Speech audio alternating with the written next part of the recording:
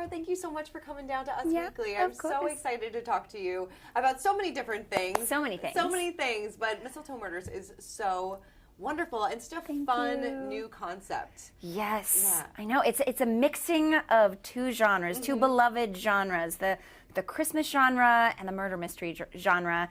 And I think what's really fun about it is that my character is a paradox in and of herself. So it's fun that it's a show that is a paradox of two genres about a character who is a paradox. Yes, no, it's so true. Yeah, she is on the surface a very sweet owner of a Christmas shop, and then people start to die.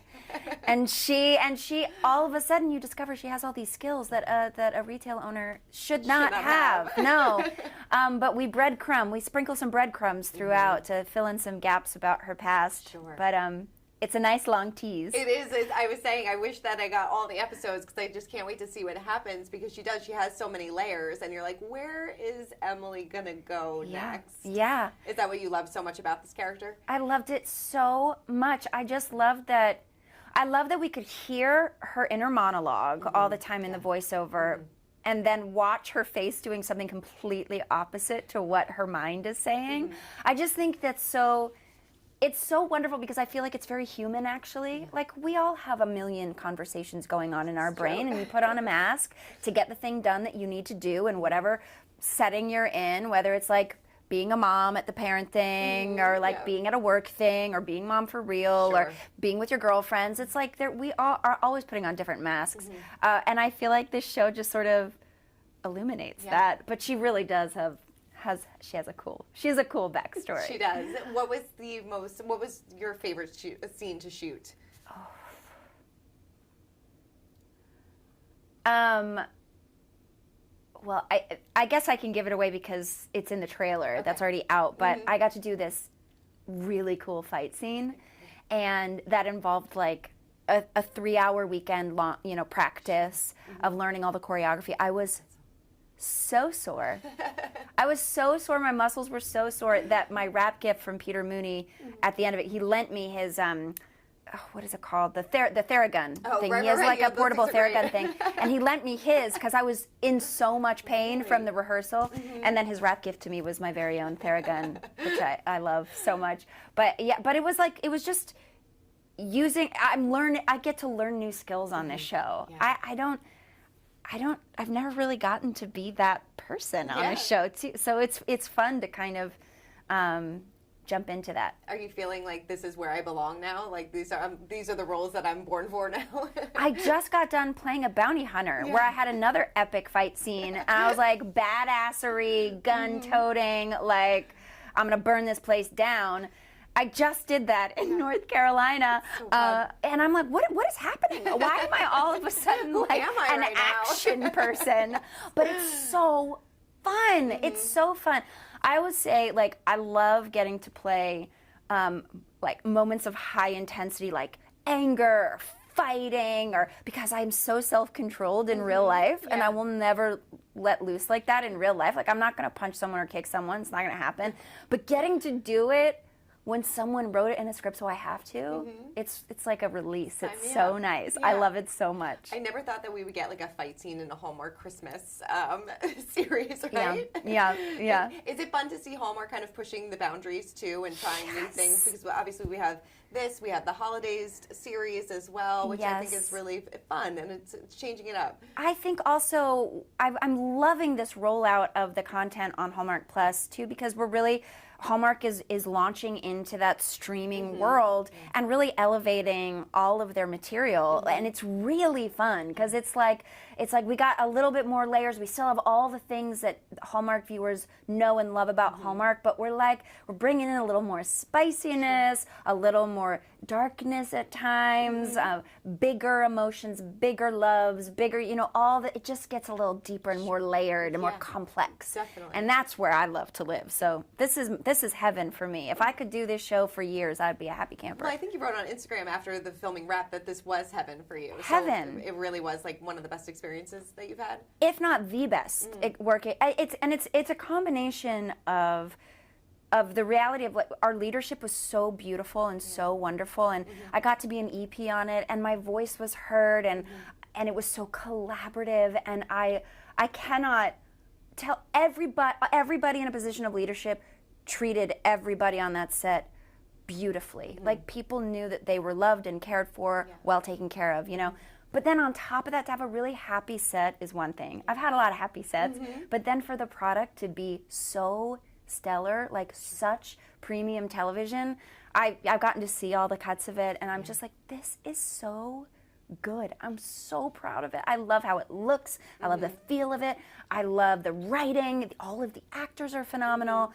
And I laughed my butt off every single day. That Peter Mooney is the most hilarious dude. It's so fun. He's such an awesome guy. Well, this is based off an Audible that has multiple seasons. So are you hoping that this is just the start? Oh, yeah, of course. That's the hope. That's always the hope. Yeah. We want to, I mean, when we were all leaving, I definitely, like, shed tears in the trailer on my last day. I'm like, this can't be the end. It can't be the end. Like, we've created such a gorgeous family here. We're having so much fun. There's so much joy on that set, and we're telling stories that matter. I have fallen madly in love with Emily Lane. I love her like a sister.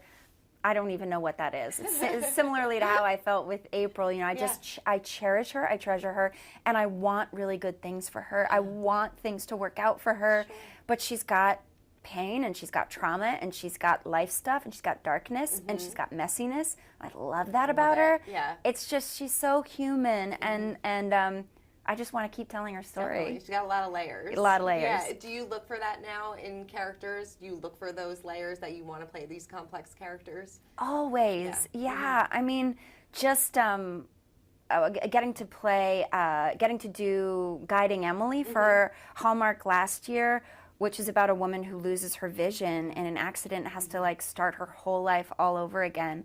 That was an incredibly intense experience and super illuminating in so many ways, and so challenging to kind of learn how to move and use my body in a way that would make sense for someone who is who's blind.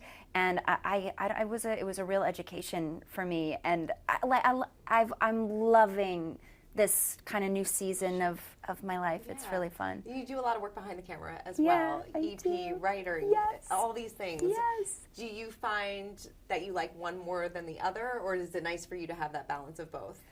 I love it all. I mean, I think my like first true love will always be acting. I don't know how I could ever shake that. I love being able to feel all the feels. Like, that's my happy place. But getting behind the camera and writing, I have found a similar sort of cathartic experience when I'm at my laptop and I'm, like, in the flow in a scene, and the lines are coming out and the characters are coming to life, and I'm making myself cry as I'm, like, you know, moving the characters to the places that I want them to go. And I'm finding that there's actually, like, a similar exuberant joy that's coming with that. I also love directing, and I love producing, because I love being a part of the leadership. I love getting to set the tone. I love getting to just have my hands in all the different pieces of the creative process. It's really exciting. It really is. Yeah. It really is. And you have a Carpenter Christmas coming out as well, which is so exciting. Is it just as steamy? Oh, it's steamier. Is it? Oh, yeah. Yeah. Oh, yeah. No, it's so fun. It's another spicy, hottie Christmas romance coming to ya. There will be shirtless scenes. You're welcome. You're welcome. Yeah, it's really fun. It's really fun. It's and the actors are phenomenal in it, and I had a blast. And I actually got to visit set this time, which on my last one I was shooting something else, so I wasn't able to actually go to set. Yeah. So yeah, this one was a really, really fun experience. Do you feel like Hallmark will push the steamy scenes eventually down the road? Maybe not as steamy, as no, I don't think they would not have purchased my script. Definitely, that's so funny. I mean, you've done so many Christmas movies. Do you have a favorite of yours? Well, this is a series, but this is beyond. There's beyond. no even comparison. I mean, really? I loved all the other Christmas movies I got to do, of course, but this is there's so much meatiness to it, and you know, you have 6 episodes to begin to tell a story, and tell the arc of a person's life and experience and moment in time, and building relationships and like slowly teasing out romance and stuff. Like, I love that stuff. Yeah. I love it. I just love series. I love not having to be constrained to telling the whole arc in 2 hours. Yeah. It's really like freeing and Definitely. fun. Have you brought any of the holiday traditions that you've done on screen into your own home at all? No, I mean, mostly my first script that I wrote was based on a tradition, a winter tradition at Dartmouth College, where my husband went to college. I wrote a movie called Reindeer Games Homecoming, and it was this town coming together, and they have this competition, and they all are like, you know, the whole campus participates basically, and it's this big epic thing. And I wrote that into Reindeer Games. That was like the set piece for it. So, and I have so many like epic Christmas traditions in my little family. We are very, very into Christmas at our home. I haven't yet written my favorite Christmas tradition into a movie yet, which I need to do. But when my son was 5, he said, the only thing I want for Christmas is to be Santa Claus. Like, okay, buddy. We got him a Santa suit. We invited all the kids from the neighborhood over to decorate cookies. And then we walked around the neighborhood and delivered the cookies. And that's now a tradition we do every year, but now we decorate ornaments. So it's like an ornament decorating party, and then we deliver them, but we also Christmas carol now. So we carol all around and come back and have s'mores at a fire pit. That so is fun. so sweet. That is such a great, I love that. That's such a great tradition. So fun. Yeah. I know. Are they big fans of your movies and things like that? I know that they've kind of caught the acting bug as well, right? They were in their own production at their school and things like that. That's so great. Yes. My son is like an incredible filmmaker, actually. He makes short films and like builds his own special effects and like edits on Final Cut Pro and does stuff I can't even begin to understand. He just goes to YouTube tutorials. If he's like, I would like for this person to go from scales into a ball of light. How do I do that? And he just watches a tutorial and then builds a plugin and puts it in his movie. It's bananas. And then my daughter right now is, she's going to be Peter Pan in her school play. That's awesome. So I get to listen to her practicing in her bathroom and singing in the mirror. And it's just like, my heart is You must so be so happy. proud. So happy. Yeah, that is so wonderful. Did they visit you on set a lot? Yes. Yeah. Micah's super into it because from the filmmaking perspective, because he's always watching movies as a filmmaker. So he's always like, oh, that's interesting how they used that to do that. And that was an interesting cut. You know what I think they did is they did like he's thinking about it as a creative So cool. at this point, which is really fun. Hannah's more just, she enjoys being on set, but she's not soaking up all the information like Micah is in the same way. Oh, wow. You guys will have to be a tag team in a few years. I know. We're all going to be working for him soon. That's wonderful. You know, you said that before, that how much you love series and TV and, you know, playing a character over a course of a long period of time. Could you ever see yourself playing a character again as long as you played April for? Totally. Yeah. If it's the right character. I mean, April was such a magical character because she took so many twists and turns, and she went through it was like I got to play 6 different people playing April Kepner. And it felt very human. It felt like a very lived life. Like getting to uncover her and blossom into her and shift and change with her. And so I feel like as long as the character continues to evolve, that's what keeps me invested and interested in playing a role.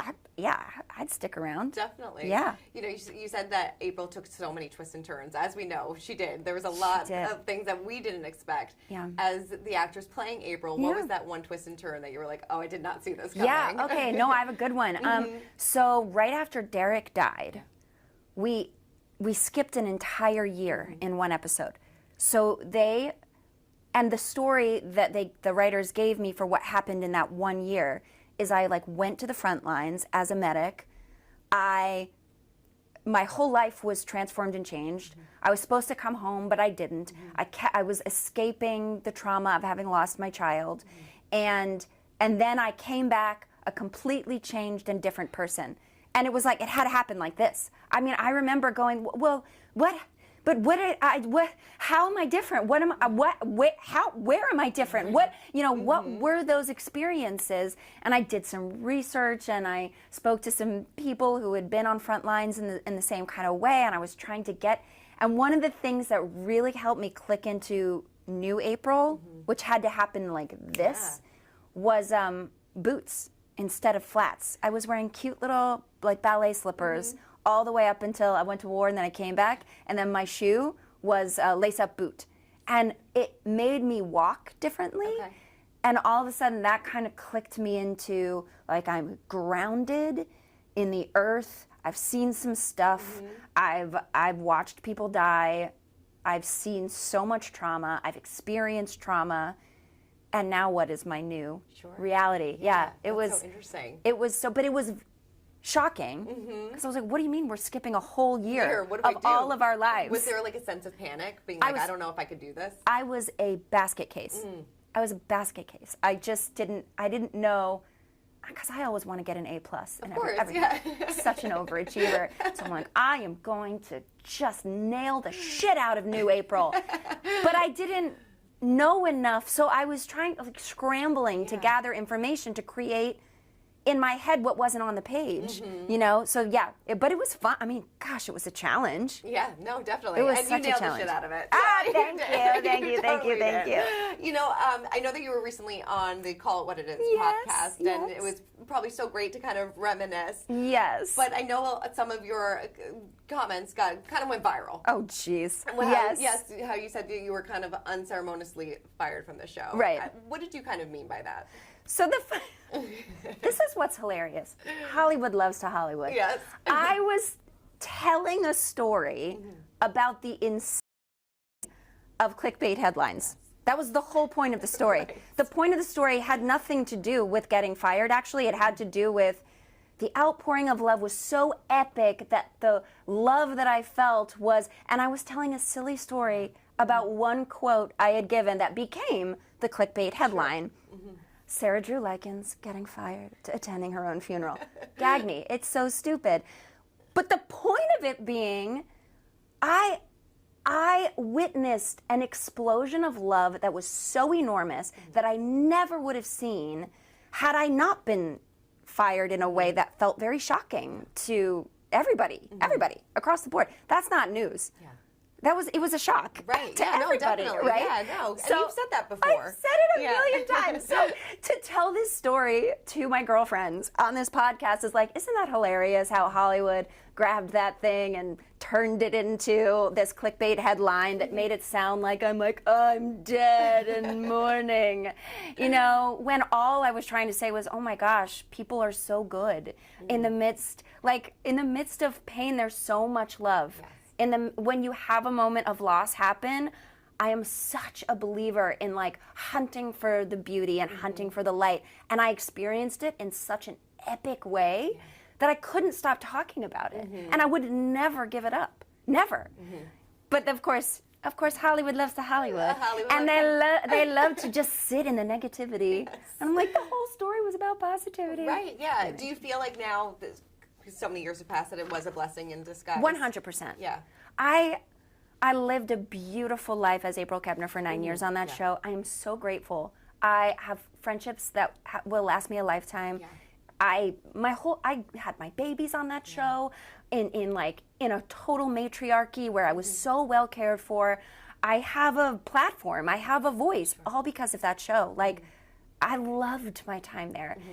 And also, I'd been there for a long time, and I wouldn't have left. Sure, yeah. And now I'm directing, and I'm producing, and I'm writing, and I don't think I'd be doing any of those things if I was still on the show. So it was a great gift, actually. Yeah. But, hard in the moment. Of course. Yeah. No, it is. What did you mean by saying that, you feel like you don't really have any attachment to it? Oh, gosh. Yeah, and of course, that was also, people want to know what that meant. Yeah. It's just that I don't. When you're on a show like that, and your livelihood is dependent on them continuing to write for you, continuing to be on the show, I don't have that attachment anymore. You feel there's some anxiety and there's some stress of I hope you still like me, I hope you still want me, I hope I'm making everybody happy enough, because that if I lose the job, I lose my livelihood, right?